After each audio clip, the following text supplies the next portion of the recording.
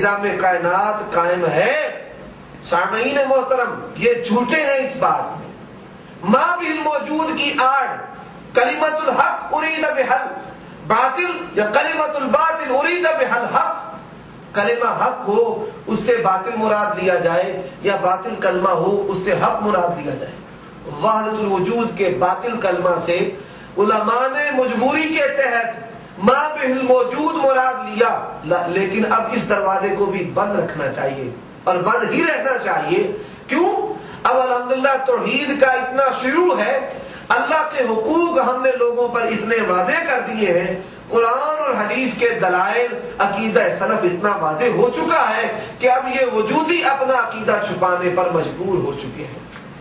کبھی وہ وقت تھا کہ جو لوگ وحدت الوجود وحدت الموجود کا انکار کرتے تھے وہ چھپتے تھے.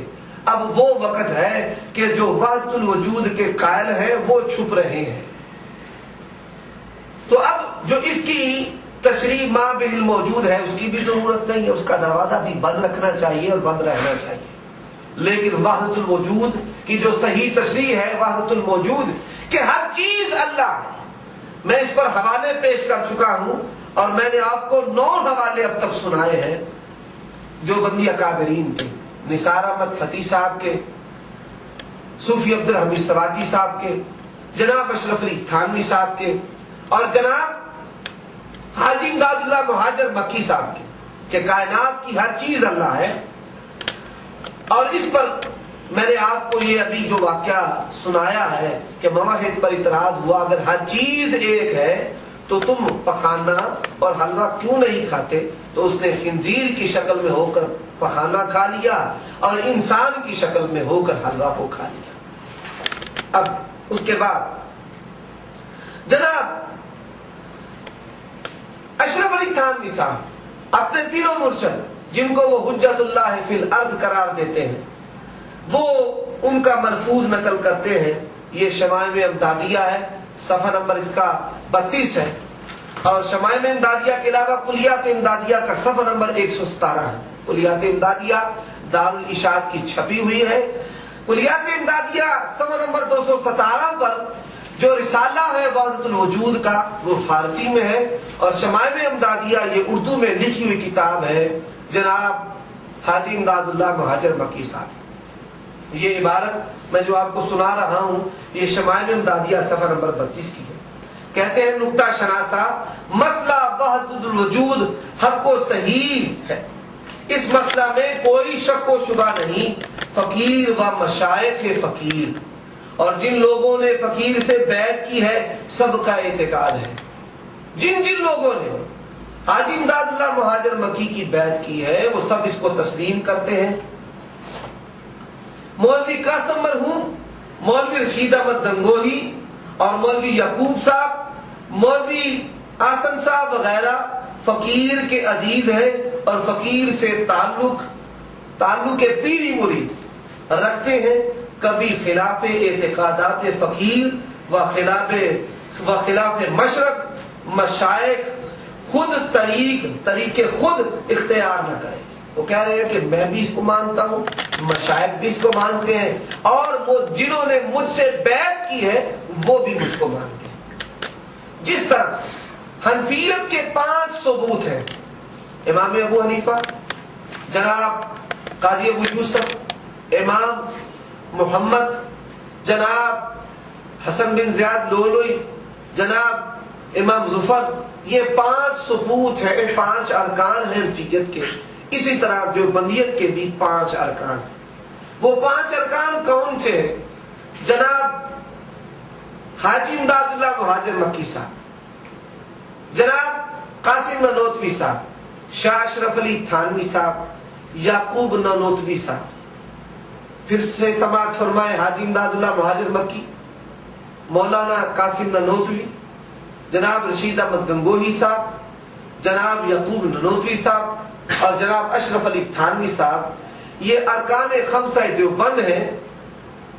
اور 1870 کی جو دھائی ہے اس میں دارالعلوم دیوبند کی جو بنیاد رکھی گئی. دارالعلوم دیوبند کے بعد دیوبندی مکتبہ فکر پیدا ہوا ہے، اس سے پہلے بر صغیر میں حنفی اور صوفی لوگ موجود تھے۔ دارالعلوم دیوبند سے پہلے آپ کو ان کے عقائد اور ان کے مسائل کی کتابیں نہیں ملیں گی۔ اہل دیوبند اہل سنت کے دعوے میں برملا جھوٹے ہیں۔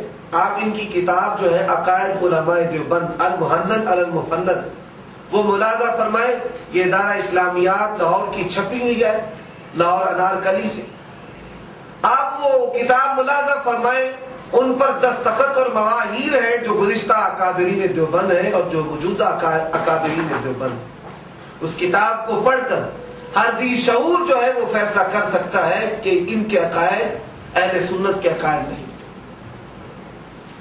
اس میں لکھا ہے کہ ہم سلسلہ نقشبندیہ، سہروردیہ، قادریہ اور چشتیہ اس کو ماننے والے ہیں، اس کے پیروں ہیں۔ اس میں لکھا ہے کہ صفات باری تعالیٰ میں تعبیر ہے، ید کا معنی ہاتھ ہے تو ید کا معنی قدرت اور قبضہ بھی ہے۔ اسی طرح اس میں توسل بالاعیان، شخصیات سے توسل کا بھی لکھا ہوا ہے، اور کئی مسائل موجود ہیں۔ تو یہ اہل سنت کے دعویٰ میں بھی جھوٹے ہیں، اور یہ حنفی نہیں۔ ہم اہل حدیث ان کو حنفی تسلیم نہیں کرتے۔ بعض علماء یا بعض افراد جنہوں نے ان کو حنفی کہا ہے تو وہ تغلیباً کہہ دیا ہے۔ یہ فقہ حنفی کی آڑ لیتے ہیں، جس طرح حنفیت کی کوکھ اور گود میں کئی باطل گروہ موجود ہیں، مرجیہ، جہملہ، جہمیہ، معتزلہ، اسی طرح بریلوی، اسی طرح قادیانی، اسی طرح یہ دیوبندی ہیں جو دارالعلوم دیوبند کی۔ اشرف علی تھانوی صاحب کا ایک اور ملفوظ ملاحظہ فرمائے، سماعت فرمائے۔ ملفوظات حکیم الامت جلد نمبر 15 ہے، صفحہ نمبر 203 ہے۔ تھانوی صاحب بیان کرتے ہیں، امداد اللہ مہاجر مکی صاحب نے فرمایا شیخ عین رسول ہے۔ عینیت کے متعلق تو آپ سن چکے ہیں کہ شیخ جس کی بیعت کی جاتی ہے وہ رسول کا وجود ہے، نعوذ باللہ، استغفر اللہ، بلکہ عین حق ہے۔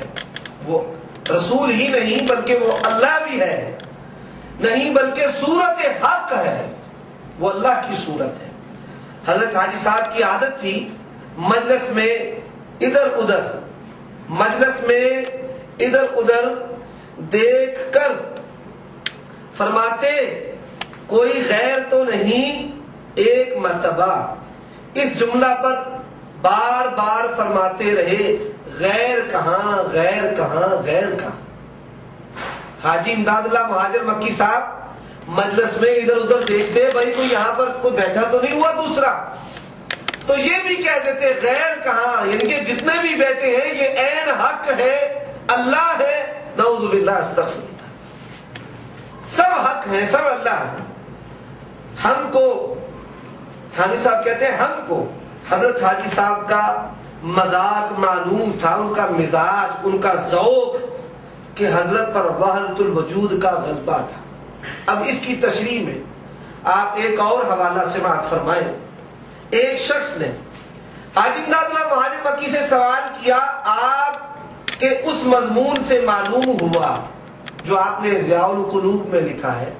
یہ ضیاء القلوب مکتبۃ العلم کی یہ چھپی ہے، ضیاء العلوم، اور یہ حوالہ جو میں آپ کو دے رہا ہوں یہ شمائم امدادیہ صفحہ نمبر 34 کا ہے۔ شمائم امدادیہ صفحہ نمبر 34۔ آپ کے اس مضمون سے معلوم ہوا کہ عابد اور معبود میں فرق کرنا شرک ہے۔